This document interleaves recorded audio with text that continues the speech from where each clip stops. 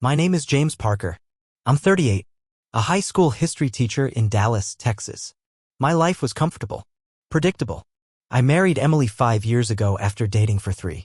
I loved her more than I cared to admit to anyone, even myself. She was kind, funny, smart. She knew how to make a room feel warmer, how to fill silences with her laughter. For a long time, I thought that was enough. You know how people always say that when everything seems perfect, something must be wrong? It's true. But it's not that things were wrong. It's that they were too right, so I didn't see it when everything started slipping through the cracks. I began noticing small things at first, little inconsistencies. Her phone, always on silent. The extra hours at work. The evenings where she'd come home later than usual and brush it off like it was nothing. At first, I thought nothing of it. She worked in marketing and the hours could get crazy. Still, something didn't sit right with me. It was one particular night that changed everything. I remember it like it was yesterday. It was a Wednesday and I had the evening off. Emily had told me she was going out with her colleagues to celebrate a campaign launch. She was excited about it and so was I. She'd worked hard on it and I was proud of her. But that evening I had a sudden gut feeling that wouldn't leave me. So I did what anyone would do when they start questioning everything. I went through her phone. I didn't want to, but something inside me pushed me to. It's not something I'm proud of, but at that moment I wasn't thinking clearly. I had to know. I found messages. Too many to ignore. Texts from a man named David. At first, I thought maybe he was just a colleague.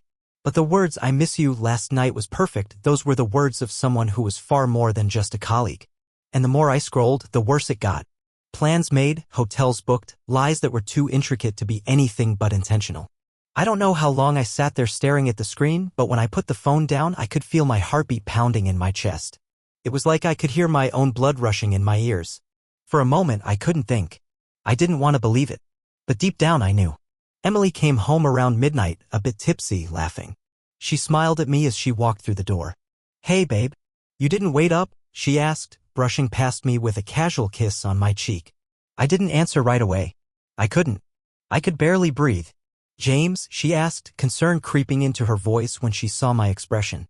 I was frozen, staring at her. I wanted to scream. I wanted to shake her and demand the truth. But I didn't. Instead, I quietly said, "I know, Emily. I know what's been going on." Her face paled. She opened her mouth to speak, but no words came out. I could see the guilt in her eyes, and for a split second, I almost felt sorry for her. But the feeling quickly passed. "You've been seeing David, haven't you?" I said, my voice colder than I intended. Her eyes widened, and for a moment, I thought she was going to break down, but she didn't. Instead, she did something worse. She remained silent. I waited for her to say something, anything, but all she did was sit down on the couch, her hands trembling. She didn't apologize. She didn't even try to justify herself. She just sat there, avoiding my gaze as if the truth didn't matter anymore. Finally, after what seemed like an eternity, she spoke. "James, I'm so sorry. I never wanted this to happen, but I didn't know how to stop it." That was the moment I realized something I'd never imagined. She didn't even feel guilty for what she'd done. She was sorry for getting caught. I left the house that night. I didn't care where I went. I just needed to be away from her. The woman I had loved, the woman who had promised to be faithful, was gone. I was left with the remnants of a marriage built on lies. The next day, I called in sick to work and spent hours walking around the city. I didn't know what I was doing or where I was going, but I couldn't sit still. I had to move, had to think, had to do something. I thought about leaving her, but I also thought about what I could do to make her understand the pain she had caused. That's when it hit me. I would make her feel what I felt. Not with anger. Not with violence. But with something that would cut deeper than any harsh words could, betrayal. I wasn't going to confront her directly. I didn't need to. She had already lost everything she cared about. The only thing left was to watch her lose the world she'd built on a foundation of lies. The strange thing about betrayal is how it reprograms your instincts. Every morning after discovering the truth, I woke up expecting to feel normal again, but normal had packed its bags and left long before I did. Emily acted like we could work through it. She started cooking dinner again. Wore makeup to bed like that would cover the rot. I played along. I smiled. I asked her about her day. I made her think I was bending. What she didn't know was that I'd already started sharpening the knife, metaphorically speaking. David, the man she cheated with, wasn't just some anonymous fling. He was married too. His wife's name was Lauren, a preschool teacher in Plano. Kind face. Quiet presence online. Not flashy, not confrontational. Perfect. I created a fake email using a burner service, reached out with one line. I think we're both being lied to. Check March 17th, Hyatt Regency, room 202. And ask him about E. I attached a photo I'd found on Emily's phone, her legs stretched out on a hotel bed, champagne glass in hand. Her wedding ring removed. That was the first domino. 2 days later, Emily came home shaken. Her voice tight, her mood clipped. What's wrong? I asked, feigning innocence. She blinked at me like she didn't know if I was still her husband or something else entirely.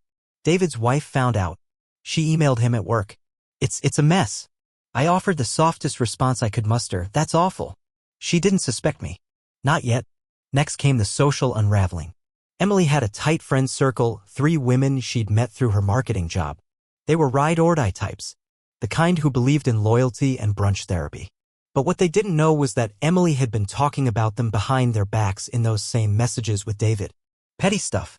Cruel things. Secrets they'd told her in confidence turned into jokes.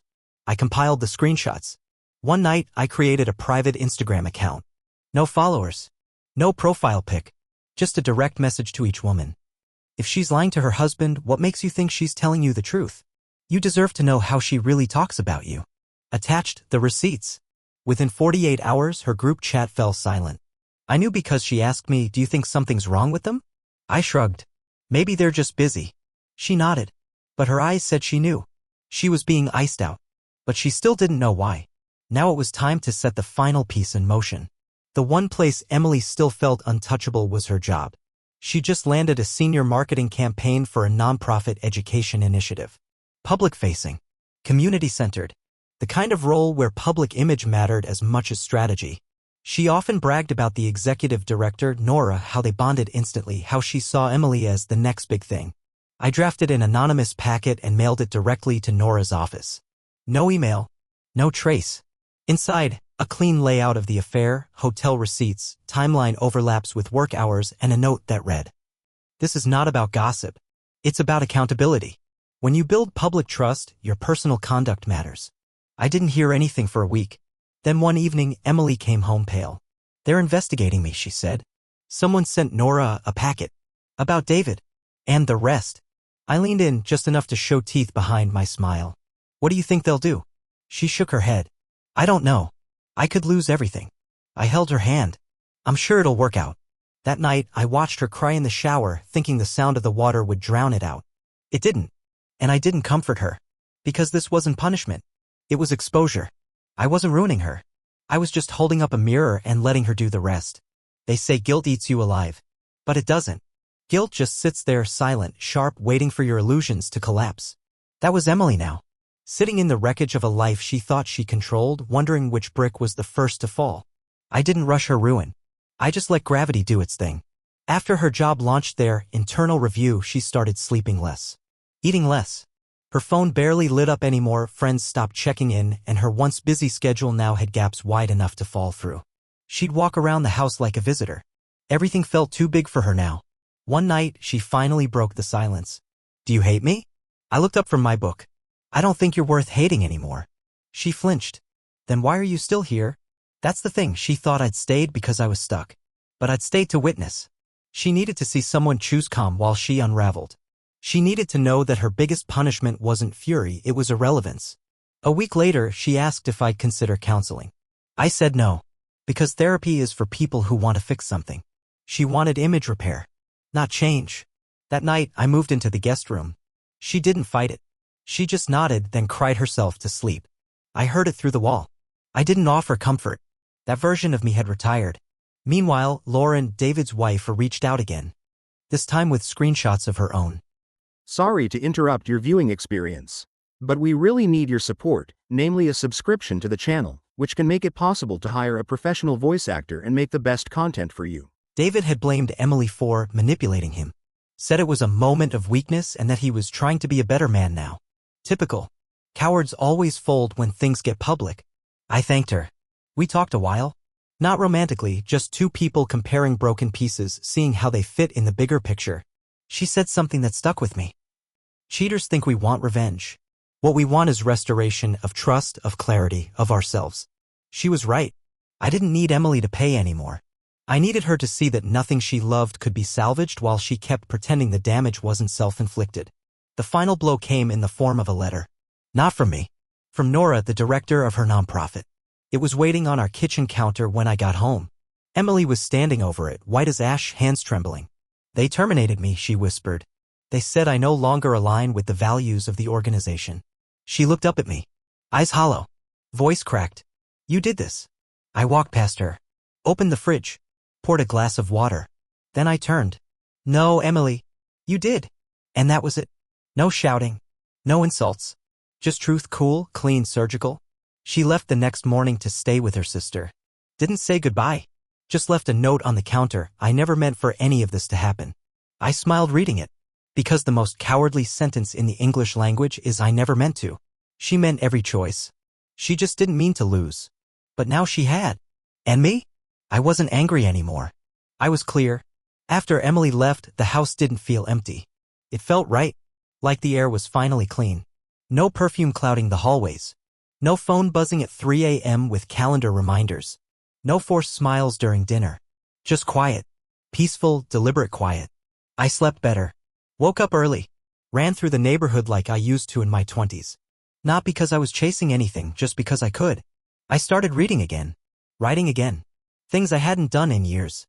It's wild how much energy you waste trying to hold up a life that's already collapsed. Emily texted me once in the first week. Just one word, sorry. I didn't respond. Not because I was trying to be cold, but because I didn't owe her a soft landing. She already had enough of those. Every lie she told came cushioned in my patience. And now? She could sit with the consequence. I heard from mutuals that her sister wasn't exactly thrilled to have her on the couch. That Emily was trying to spin the story talking about emotional disconnect and a marriage that was already fading. Classic. The kind of language cheaters use to excuse betrayal with abstraction. Like screwing someone behind my back was just a symptom of philosophical misalignment. She started losing her grip on her social life next. Brunch invites dried up. Friends started unfollowing her online. Some of them even reached out to me just to say they had no idea. I didn't ask for that. But it reminded me truth travels. Even without a guide. One day, I ran into her mother at the grocery store. She looked older than I remembered. She didn't smile. I'm sorry, she said. We raised her better than this. I said, we all believe the best in people. Sometimes they choose worse. She nodded. If you ever need anything. I thanked her, but I didn't need anything from that past anymore. I was building something new. Her name was Ava. I met her at a photography exhibit downtown. She had a Nikon slung over her shoulder and a calmness that felt earned, not performed. We started slow. Coffee. Walks. She didn't ask about my ex right away, and when she did, it wasn't to dig for gossip. She just asked, what did you learn from it? That question hit different. Because by then, I wasn't carrying Emily's betrayal like a wound. It was a scar healed, but a reminder. I told Ava I learned to stop negotiating my worth with people who only show up when it's convenient. She smiled. That's heavy. But good. We didn't rush anything. Because nothing worth keeping ever comes from desperation. Meanwhile, Emily tried to crawl back in. She emailed me 3 times in 1 week. Long, rambling walls of text. How she missed me. How we lost our way. How things happened too fast. Not once did she say she cheated. She called it bad judgment. She called it emotional confusion. I didn't answer. Because my silence wasn't spite. It was self-respect. Then came the last message. A voicemail. Tired voice. No performance. Just exhaustion. I know I lost you. I know I deserve that. But I just want you to know I'm sorry I broke everything. I thought I could fix it. But you were the only thing that ever worked.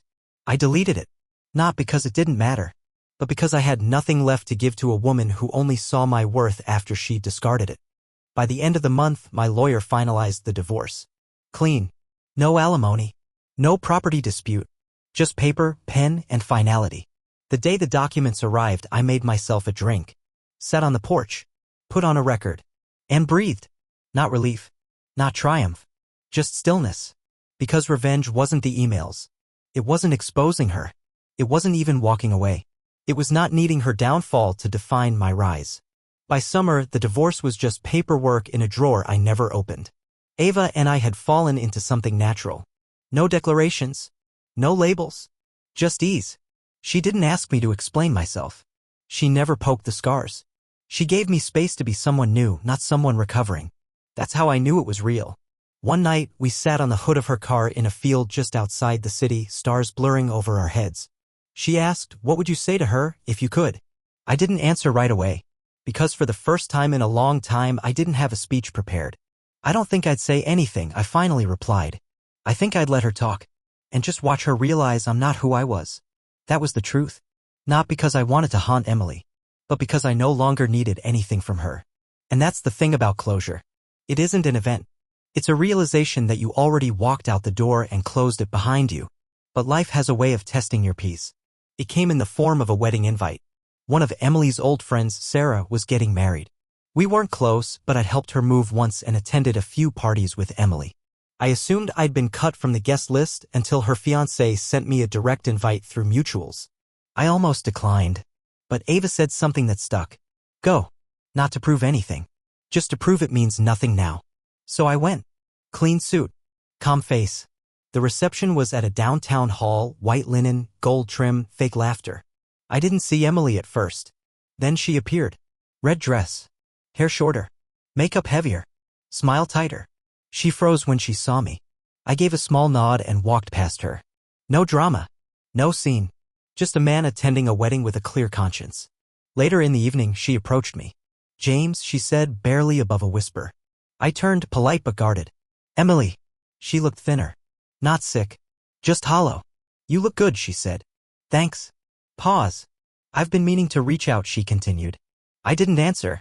Just watched her twist her napkin between her fingers like it held all the words she'd rehearsed. I don't expect anything from you, she said. I just want to say, I really did love you. I just didn't know how to be enough for myself, so I ruined what I had. That was the first time she'd told the truth. I nodded. I hope you figure that out. She swallowed. Are you happy?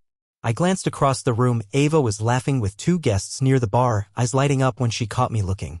I am, I said. Emily blinked hard, nodded, and walked away. That was the conversation we never needed. No screaming. No apologies. Just clarity, served cold, clean, and final. I left early. Didn't say goodbye. Ava and I drove home in silence, windows down, wind cutting the past loose. That night, I slept deeper than I had in years. And when I woke up, there was no trace of her left. Not in my mind. Not in my chest. Not in my life. Just me whole, still, unshaken.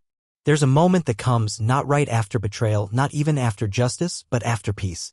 A moment when you wake up and for the first time your body doesn't brace for impact. That's what I felt now. Not relief. Not triumph. Just air. Clean. Undemanding. Mine. Ava and I had been spending more weekends out of town. No schedule. Just coffee shops in small cities, antique bookstores, long drives on roads without signs. There was no past hanging over us. She didn't try to replace what came before. She built something new beside me. That's how healing works. Not in declarations, but in repetition. Each moment where you don't think about the person who tried to ruin you. Each laugh that isn't hollow. Each breath that doesn't hurt. Emily faded. She stopped reaching out after the wedding. No more letters. No more calls. No more voicemail confessions dripping with past tense love. I found out through a mutual friend she moved to Phoenix. New job. New name on LinkedIn. Trying to rebrand the version of herself that imploded here. I don't blame her. We all run from wreckage. Some of us just pretend we didn't cause it. One evening, Ava and I had dinner on the balcony of my apartment, now our apartment. She poured wine. I grilled. There was music playing low and the wind was just cool enough to need a light hoodie. She asked me, do you think you ever really forgave her? I thought for a second. I forgave myself, I said. For staying longer than I should have. For letting her make me smaller. For believing the version of her that was never real. She nodded. And her. I exhaled. She's someone I used to love. Someone I buried alive the day she lied and watched me bleed without blinking. I don't carry hate. I just carry absence. That's the cleanest revenge there is. No fire. No viral post. No screaming match in a parking lot. Just building a life so honest, so steady, so filled with self-respect that there's no room left for the person who tried to poison it. Emily burned down what we had. But she didn't take me with it. And that's the thing she'll never escape. That I rose without rage. That I let the world see her lies not through my voice, but through her own actions. And me? I walk taller now. Not with pride, but with peace. Because I didn't win. I outgrew. And the ashes she left behind? I don't even step on them anymore. What do you think of the story? Write in the comments.